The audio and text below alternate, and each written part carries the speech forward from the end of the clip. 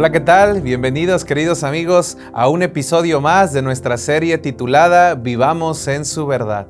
En esta ocasión estamos en el episodio número 18 que lleva por título Lo que la Biblia enseña acerca del don de profecía. ¿Qué es el don de profecía? La primera pregunta que nos encontramos para este estudio, y la respuesta nos lleva directamente al libro de Amós, capítulo 3, versículo 7, porque queremos saber a quién revela Dios, cómo es que Dios ocupa el espíritu de profecía y cómo es que nos hace entender su palabra. Amós capítulo 3, versículo 7 dice la palabra de nuestro Dios: porque no hará nada el Señor sin revelar su secreto a sus siervos los profetas. ¿A quiénes revela el Señor? A sus siervos, dice la Biblia, sus profetas. Por lo tanto, nos gustaría también saber, y nos lleva a la segunda pregunta, ¿cuáles son los métodos que nuestro Dios ocupa para poder comunicarse con los profetas? En el libro de los Números, al principio de la Biblia, podemos ir todos juntos para allá, en el capítulo 12 del libro de los Números, nos encontramos con la respuesta. ¿Cuáles son las dos formas principales de cómo se comunica Dios con los profetas? Números 12, versículo 6. Y Jehová les dijo: oíd ahora mis palabras. Cuando haya entre vosotros un profeta de Jehová, me apareceré a él en visión, en sueños le hablaré. A través de sueños, a través de visiones, nuestro Dios se comunica directamente con el profeta. Y esto, por supuesto, nos lo encontramos en la historia. ¿Cómo aplica para ti y para mí? ¿Y qué tiene que ver todo esto del espíritu de profecía en el fin de los tiempos? Que nos lleva a la tercera pregunta. ¿Existe alguna base para creer que la profecía tendrá que ver algo con el tiempo del fin? No solamente tenemos una base bíblica en este momento. Nos podemos encontrar en Joel 2, Mateo 24, Lucas 10, Apocalipsis 12 y también 19. En todos estos capítulos de estos libros nos encontramos la respuesta que valdrá la pena que podamos estudiar. ¿Qué nos dice la palabra de nuestro Dios? Principalmente en el libro de Joel, que habrá personas adultas, personas jóvenes, hijos e hijas que profetizarán. Por supuesto que también nos encontramos en el libro de Apocalipsis, un libro también muy llamativo para cada uno de nosotros. En el capítulo 12 nos encontramos ese momento de ira, ese momento de pelea. Dice: entonces el dragón se llenó de ira contra la mujer y fue a hacer guerra contra el resto de la descendencia de ella y contra los que guardan los mandamientos de Dios y tienen el testimonio de Jesucristo. Entendemos lo que son los mandamientos de nuestro Dios, pero ¿qué es el testimonio de Jesucristo? Relatado en este mismo texto. Para esto tendríamos que ir, por supuesto, a la misma palabra del Señor, capítulo 19, versículo 10, del mismo libro de Apocalipsis. Y me postré para adorarlo, esto lo dice Juan, pero él me dijo: mira, no lo hagas, yo soy consiervo tuyo y de tus hermanos, que mantiene el testimonio de Jesús. Adora a Jesús. El testimonio de Jesús es el espíritu de profecía. El Señor se ha encargado a lo largo de los años de comunicarle a su pueblo lo que tiene que hacer, lo que no tiene que hacer, cuál es el proceder.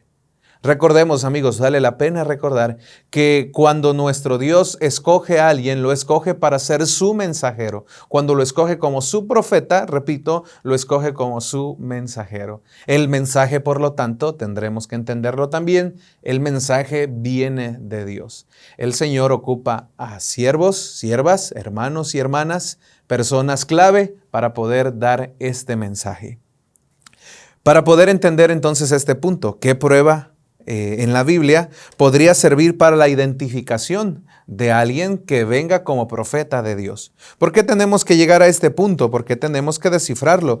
Porque tristemente también puede haber personas que no traigan un mensaje de Dios. ¿Qué dice Jeremías 28:9? Porque la pregunta es clara, ¿verdad? ¿Qué prueba bíblica podemos entender para identificar a un profeta? 28:9 de Jeremías. Dice la palabra de Dios: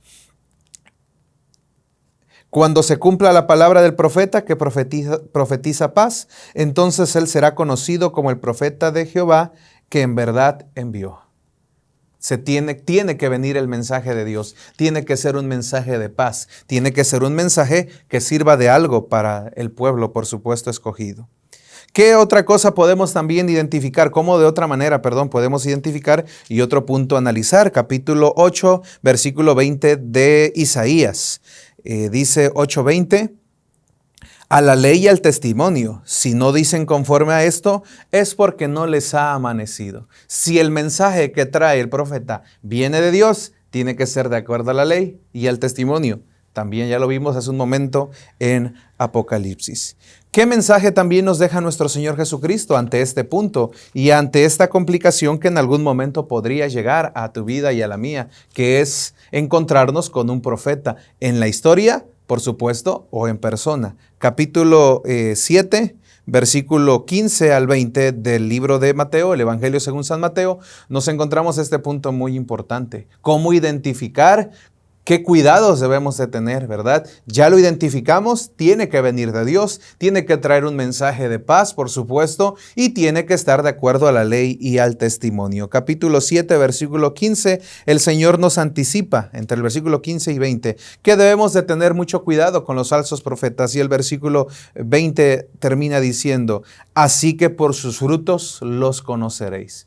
Para poder entender a un profeta y escucharlo, tenemos que recordar si viene de Dios, si está de acuerdo a la ley y al testimonio, y por supuesto, por sus frutos, por su testimonio personal.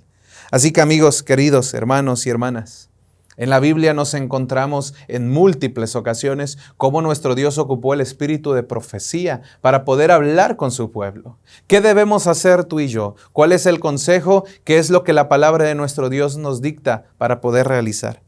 Primeramente, amigos, en la palabra del Señor misma, capítulo 20 del segundo libro de las Crónicas, en este momento el profeta describe qué es lo que tenían que hacer, cuál era el procedimiento que tenían que realizar el pueblo israelita.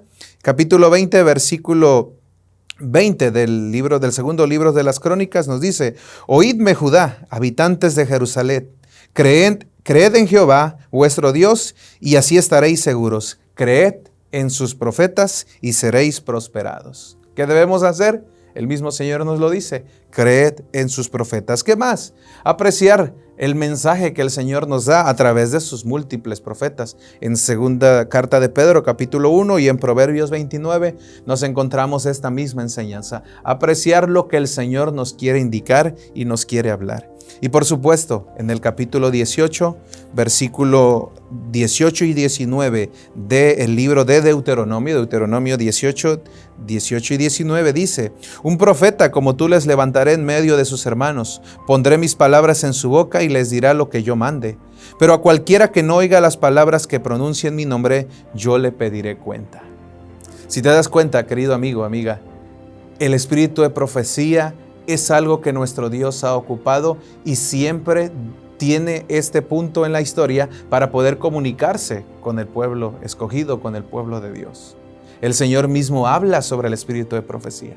Por lo tanto, que nuestra resolución sea en este momento aceptar el espíritu de profecía, investigar, no quedarnos con lo que nada más vemos o escuchamos, ir directo a la palabra de nuestro Dios, porque a través del mismo espíritu de profecía, Él tiene un mensaje para ti y para mí. Dios te bendiga.